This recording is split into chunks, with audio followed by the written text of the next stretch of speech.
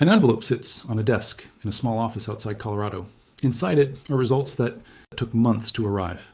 The man holding it has spent close to 50 years staring at the same 14-foot piece of linen, and he still doesn't know exactly what he's looking at. His name is Barrie Schwortz, and in 1978 he was the official documenting photographer for the only team of scientists ever allowed to examine the Shroud of Turin up close, under laboratory conditions, with no restrictions on what they could test. That team called itself STURP, the Shroud of Turin Research Project. Schwortz wasn't a believer then.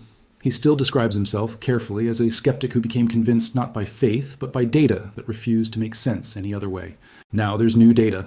A DNA analysis run in 2026 using sequencing technology that didn't exist when Schwortz first photographed the cloth has come back with a result that even the researchers involved are struggling to characterize cleanly. Not a single tidy genetic fingerprint, not a smoking gun, something messier, and, according to the people examining it, something that raises more questions about the cloth than it answers. To understand why that matters, you have to understand what this piece of linen has already survived. The Shroud of Turin has been sitting in a chapel in northern Italy for centuries, and it carries a faint, sepia-toned image of a man, front and back, head to head, as if the cloth had been laid over a body and then folded up from the feet. The image shows wounds, wrists, not palms, a wound in the side, marks consistent with a flogging, puncture wounds ringing the scalp. For people who believe the cloth wrapped the body of Jesus of Nazareth after the crucifixion, every one of those details lines up with the gospel accounts almost too precisely to be coincidence. For skeptics, the image is either a masterful medieval forgery or a natural phenomenon nobody has fully explained yet. Both sides agree on one thing. Nobody has ever figured out exactly how the image got there. It isn't paint. It isn't dye that's soaked into the fibers. Under a microscope, the discoloration sits only on the very top layer of the linen threads, a few microns deep, with no evidence of a brushstroke, a pigment, or directional application of any kind. STURP's 1978 investigation ran the cloth through infrared spectroscopy, X-ray fluorescence, and microphotography, and came back with a conclusion that still gets quoted 40+. Years later, they could say what the image was not. Not paint, not a photograph, not a deliberate forgery technique they could reproduce, but they could not say what it was. STURP also found something else that gets less attention than the image itself: the blood. The reddish stains on the cloth tested positive for the presence of blood components, including elevated bilirubin, a pigment associated with trauma and severe bruising, rather than the kind of slow decomposition you'd expect from a body that had simply died of natural causes and lain in a tomb for days. Forensic pathologists who reviewed the wound patterns years later noted that the blood flows appeared to follow gravity correctly for a body first hanging with arms raised, then lying flat, a level of physiological consistency that would have been extraordinarily difficult for a medieval artist to fake, since the concept of blood flow direction relative to body position wasn't something forgers of that era were known to calculate. None of that settles the authenticity question on its own. Forensic consistency isn't the same as proof of origin, but it's the reason serious researchers, skeptical and sympathetic alike, kept returning to the cloth instead of writing it off after 1988. Every time one piece of evidence seemed to close the case, another piece reopened it. That unresolved gap is the reason the Shroud keeps returning to headlines every few years, and it's the reason this new DNA story landed the way it did. Here's the part most people don't know going in. In 1988, 3 separate laboratories in Oxford, Zurich, and Arizona each took a small sample from one corner of the cloth and ran it through radiocarbon dating. The results converged on a range between roughly 1260 and 1390 AD. That's medieval, not first century. For a lot of the public, that seemed to settle the matter for good. Case closed, hoax confirmed, move on. Except the story didn't end there, because one of STURP's own chemists, a man named Ray Rogers, spent years afterward re-examining exactly where that 1988 sample had come from. Rogers had helped catalog the Shroud's fiber structure back in 1978, and something about the corner used for the carbon dating bothered him. Under closer analysis, he argued that section of cloth showed signs of having been mended. A rewoven patch, stitched in during a documented medieval restoration, using cotton fibers dyed to blend in with the surrounding linen. If he was right, the labs hadn't dated the Shroud at all. They'd dated a repair job. The claim is still disputed. Some textile experts back Rogers' read of the weave pattern. Others argue the sampled area was clean linen with no invisible reweaving. Nobody has resolved it, and it isn't the full subject of tonight's video. But it's the reason the door to an older origin for the cloth never fully closed, even after 1988. Rogers didn't stop at the weave. He also ran a chemical test tracking the loss of vanillin, a compound that naturally decays out of linen fibers at a slow, roughly predictable rate as the material ages. Fresh linen is rich in vanillin. The Dead Sea Scrolls, dated to roughly 2,000 years old, have almost none left.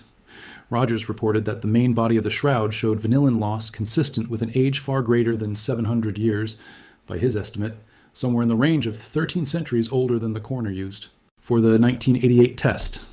Other chemists have challenged the reliability of vanillin loss as a dating method at all, arguing it's too dependent on storage conditions, humidity, and heat exposure to function as a real clock. Radiocarbon analysis is, but it's another data point that refused to line up cleanly with a simple medieval forgery story, and it's part of why researchers kept circling back to the cloth with each new generation of scientific tools. If chemistry and carbon couldn't settle it, maybe biology could. That's where DNA enters the story, and where it gets complicated fast. Think about what DNA actually is for a second, stripped of all the mystery. It's a molecule that degrades. It breaks down with heat, humidity, light, and time, and on a piece of cloth that has been unrolled, displayed, kissed, touched, folded, carried through fires, and handled by clergy and pilgrims for something like 6 or 7 centuries of documented history alone. Every single one of those people left something behind. Skin cells, saliva, sweat. A cough during a public veneration ceremony 400 years ago is, genetically speaking, still sitting somewhere in those threads today. So the question was never simply, is there DNA on the shroud? Of course there is. The real question is whether any of it can be traced back to one original source, and whether that source could plausibly be a man crucified 2,000 years ago in Roman Judea. The first serious attempt at that came in 2018, when researchers went back over blood-stained sections of the cloth looking specifically at mitochondrial DNA, the genetic material passed down almost exclusively through the maternal line, and more abundant in old, degraded samples than the nuclear DNA most people think of when they hear the word genome. That reanalysis identified haplogroups, essentially genetic family trees with roots in the Middle East and Southern Europe. Not proof of a single identity, not a name, obviously. DNA doesn't work that way. But a population signature that at least didn't rule out an ancient Levantine origin, which was enough to reignite interest in testing the cloth again with better tools. Better tools arrived by 2026. This year's analysis used next-generation sequencing without the amplification step older PCR-based methods relied on, a method chosen specifically because PCR amplification can accidentally multiply contamination along with genuine ancient material, which had been one of the standing criticisms of earlier shroud DNA work. Skip the amplification, and you get a rawer, messier, but arguably more honest picture of everything that's actually sitting in the fibers. And what came back wasn't one signal, it was dozens. Researchers describe finding what one report called a cornucopia of genetic material. Human DNA carrying mitochondrial lineages traceable to Europe, the Middle East, and South Asia, layered together with plant DNA and animal DNA, none of it isolatable into a single clean profile belonging to one individual. In plain terms, the shroud isn't carrying the genetic signature of one person. It's carrying the genetic residue of everyone who ever came close to it, going back as far as the sequencing can reach, tangled together into something closer to genetic sediment than a fingerprint. For a skeptic, that finding is almost exactly what you'd predict. A relic handled by thousands of people across centuries should look like a mixture, not a single source. Contamination isn't a flaw in the experiment. For an object with this kind of public physical history, contamination is basically the expected outcome. Compare it to something more familiar. Think about a library book that's been checked out for 50 years straight, never cleaned, passed through hundreds of readers' hands. If you swabbed its pages for DNA today, you wouldn't expect to find one person's genetic signature.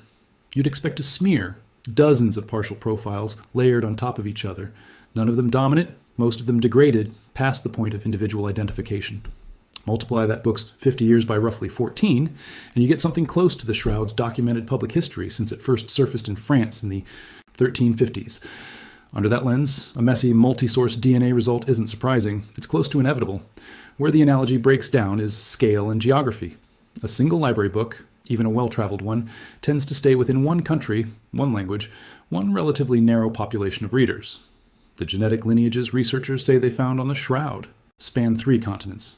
That's the detail proponents of an older origin keep coming back to.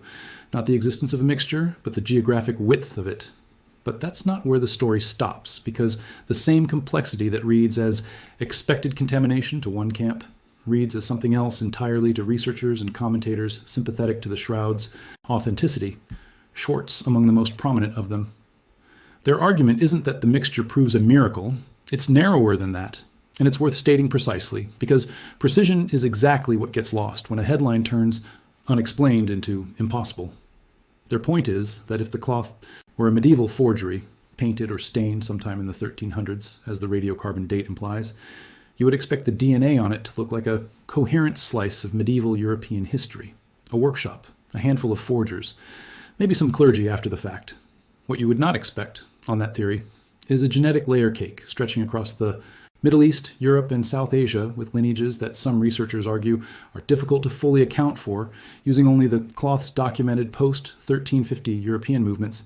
That's the impossible in the title, and it deserves to be stated exactly as narrowly as the evidence supports it. Not that DNA proves the man in the image is Jesus. No genetic test in existence could ever establish that, but that the sheer geographic and genetic breadth of the material found is, according to some of the researchers involved, harder to explain under a simple medieval forgery timeline than under a longer, older history of the cloth passing through hands in the Eastern Mediterranean before it ever reached Europe. Other scientists looking at the same data push back hard on that reading, pointing out that pilgrimage routes, pre-1350 relic trading, and centuries of restoration work by artisans and clergy from multiple regions could easily account for a mixed genetic signature without requiring the cloth to be a single day older than the radiocarbon date suggests. Both explanations are live. Neither has been ruled out. And that tension, evidence complex enough to support two very different stories, is exactly the kind of unresolved gap the Shroud has specialized in producing for the better part of a century. There's a version of this story that would be easy to tell and wouldn't survive contact with the actual data. That version says the DNA proves the Shroud is real, full stop, mystery solved, 2,000-year-old blood confirmed. That's not what happened here, and it's worth being blunt about why. Genetic testing can narrow down where a population came from. It can flag family lineages, migration patterns, broad ancestral geography. It cannot attach a name to a sample, cannot confirm a specific historical of cloth. Even a perfect single-source DNA profile pulled from the bloodstains wouldn't tell you whose blood it was, only at best, roughly where that person's ancestors were from. So even in the most generous possible reading of this year's results, DNA was never going to be the tool that finally proves or disproves the Shroud's connection to a crucifixion in first century Jerusalem. What it can do, and arguably all it was ever going to do, is complicate or support the timeline other evidence has already suggested. Let's be precise about where things actually stand, because a claim this loaded deserves more care than most viral headlines give it. What's established? The Shroud carries an image that scientists in 1978 could not replicate or fully explain using any known artistic method of the era. The 1988 radiocarbon dating placed at least the tested sample in the medieval period. A 2026 metagenomic DNA analysis found a mixed, multi-regional genetic signature with no single isolatable source. What's disputed? Whether the 1988 sample came from an undocumented medieval repair, rather than the original cloth, a question Ray Rogers raised, and that remains unsettled among textile specialists. Whether the mixed DNA signature is best explained by centuries of ordinary handling, or points toward an older pre-medieval history for the linen itself. What remains unknown, and may stay that way, how the image was actually formed on the cloth's surface. Whether any trace of the original body, if there ever was one, wrapped in it, survived at all, buried under everything laid on top of it since. And whether any DNA test, however advanced, could ever separate a single ancient signal from 7 centuries, or possibly 2,000 years, of accumulated human contact. That last point is worth sitting with for a moment, because it's the real headline underneath the dramatic one. Every advance in DNA sequencing gets marketed as a tool for finally answering questions like this one, and in some fields it has been. Ancient burial sites, mummified remains, sealed tombs where contamination is limited and controlled. The Shroud is the opposite case. It's one of the most publicly venerated objects in human history, displayed, touched, and copied for centuries in full view of crowds. The very thing that makes it culturally significant, that it has been seen, handled, and revered by so many people for so long, is the same thing that makes it almost uniquely resistant to a clean genetic answer. The more famous the object, the messier the evidence gets. It's worth remembering, too, that Schwortz didn't come to this project already convinced.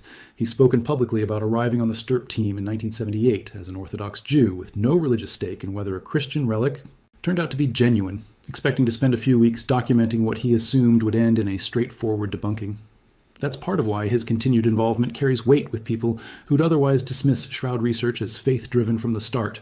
His skepticism was the starting point, not an obstacle he had to work around. Schwortz, for his part, has said in interviews over the years that he never expected certainty. What kept him working on the Shroud for nearly 5 decades wasn't a single knockout piece of evidence. It was the accumulation of small, individually inconclusive details that kept failing to add up to forgery, the way the 1988 date implied they should, a blood pattern consistent with a body that had actually been crucified, not painted to look crucified. Pollen traces some. Researchers have linked to plants native to the region around Jerusalem, wound patterns that match Roman flogging instruments in specific, technical ways a medieval forger would have had no obvious way to know about. None of those, on their own, are proof. Put together with a DNA signature, this genetically wide and this hard to cleanly categorize, they've been enough to keep the debate alive, well past the point most relics simply fade out of public conversation. The people who study the Shroud professionally, on both sides of the authenticity question, tend to agree on one thing this new result reinforces.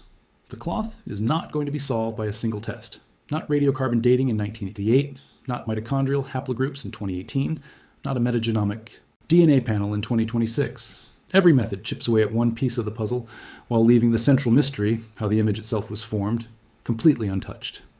DNA can tell you who touched a piece of cloth. It cannot tell you how a faint, microscopically thin image was burned or etched into its surface without a single brushstroke. So where does that leave the results? Schwortz opened that envelope to read? Not with an answer. With a harder, stranger question than the one researchers started with. They went looking for a genetic fingerprint that might quietly confirm or deny the cloth's origin, and instead they found something almost too complicated to be useful either way. A tangle of human ancestry, plant material, and animal traces spanning 3 continents sitting on top of an image nobody has ever been able to reproduce. If it's contamination on a scale that tells its own story about how many hands, across how many centuries and cultures, this single piece of linen has passed through. And if it's something older than the ordinary explanation accounts for, it's the kind of finding that raises the stakes on everything else the Shroud has ever claimed to show. Either way, the cloth that has spent nearly 2,000 years, or 700, depending on who you ask, refusing to give a straight answer, has just done it again. What do you think the DNA is actually telling us? Centuries of pilgrims leaving their mark, or something the timeline can't fully explain? Leave your read in the comments. And if you want the deep dive into Ray Rogers' patch theory and what it would mean if the 1988 sample really was a medieval repair, that's coming next.